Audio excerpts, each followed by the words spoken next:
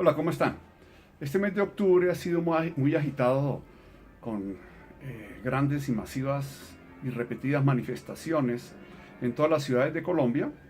por parte de los estudiantes universitarios, tanto de entidades públicas como privadas. No solamente universidades, sino también institutos tecnológicos, el SENA, entre otras entidades que se han unido al paro. Es un paro que lo que exige del Estado es simplemente el cumplimiento del artículo 67 de la Constitución Política de la República de Colombia, que ordena que la educación es un servicio público a cargo del Estado y que es un derecho fundamental de los colombianos el acceder a una educación de calidad, independientemente de que ésta sea pública o privada. Estamos en un país capitalista con una serie de limitaciones muy grandes desde el punto de vista no solamente presupuestal, que es donde finalmente se queda la discusión,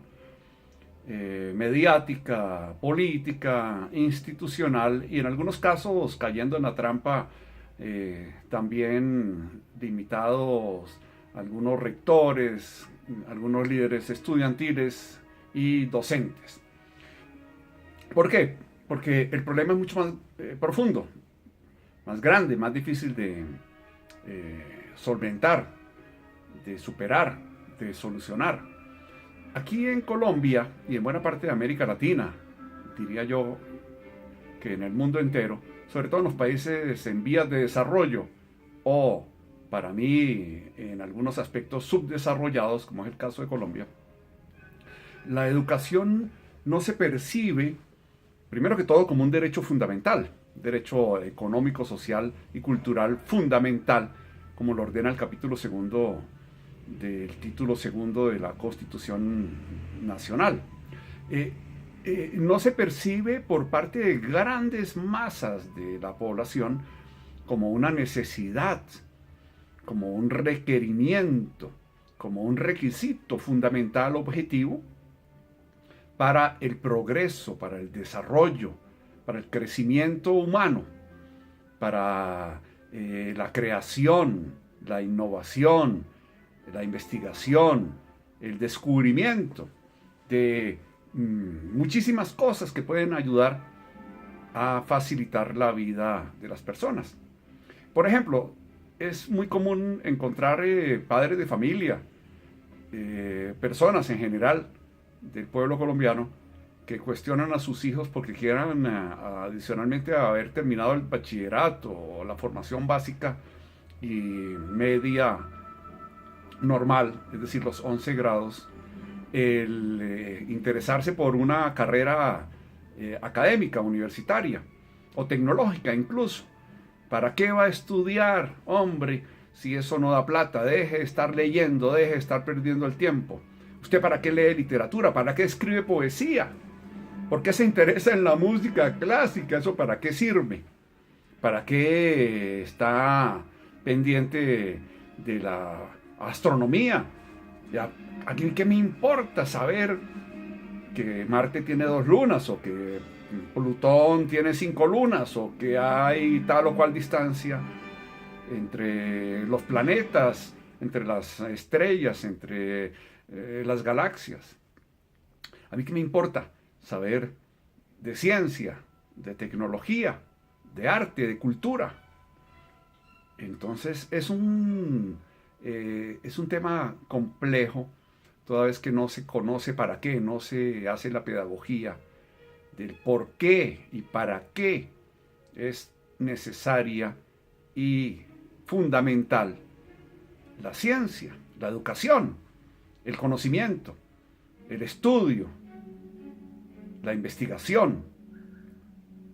Entonces, en primer lugar, pienso yo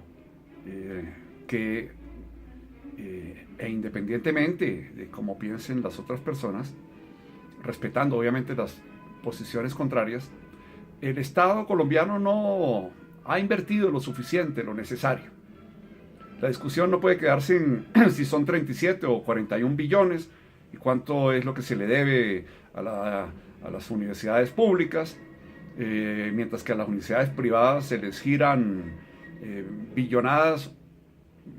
billones de pesos al año para educar una pequeña porción de los jóvenes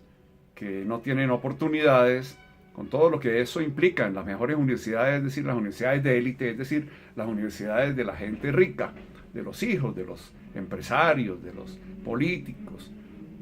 donde necesariamente habrá discriminación y no se tratará en la misma forma, ni se sentirá en la misma forma aquella persona de estrato 1 o 2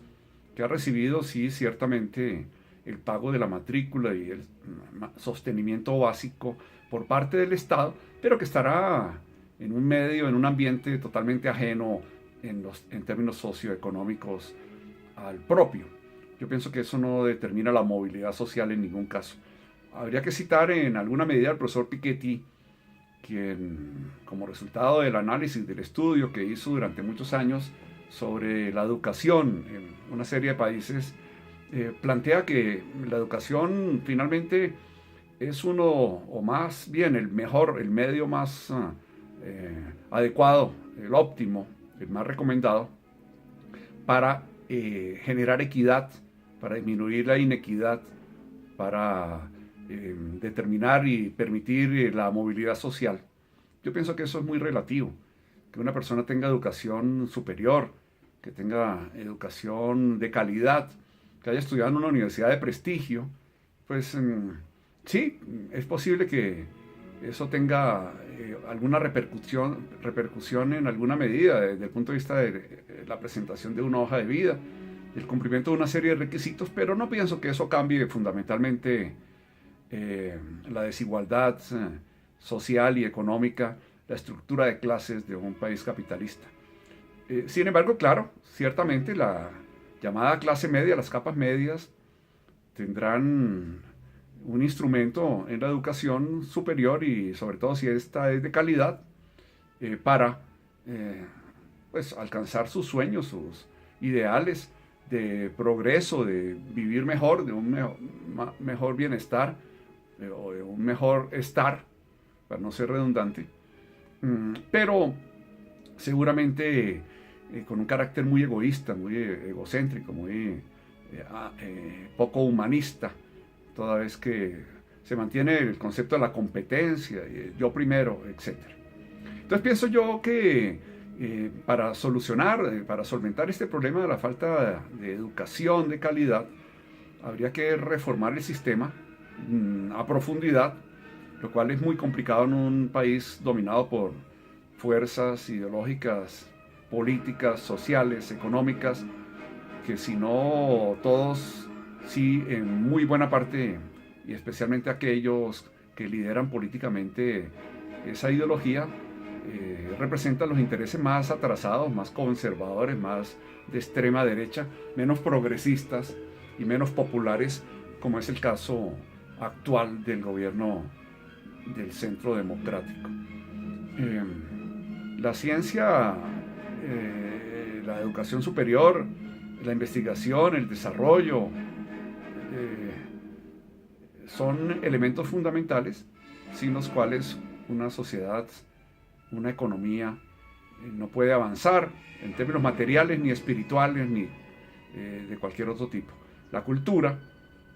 tiene un componente muy, muy importante en el conocimiento, en la educación, en la ciencia, en la técnica,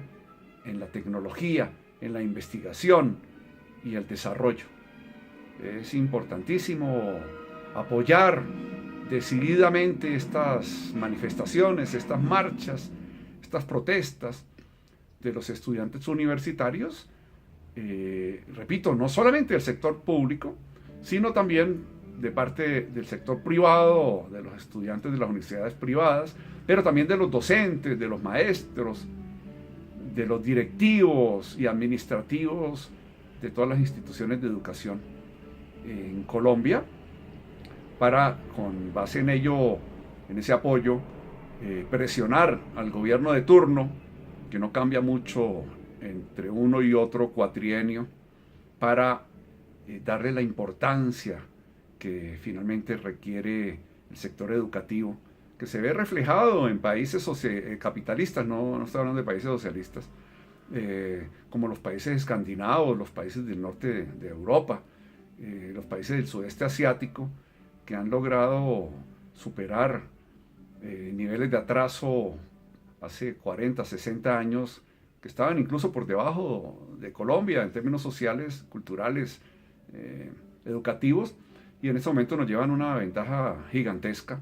Eso permite, como en el caso de Singapur, el caso de Taiwán, de Hong Kong, entre otros,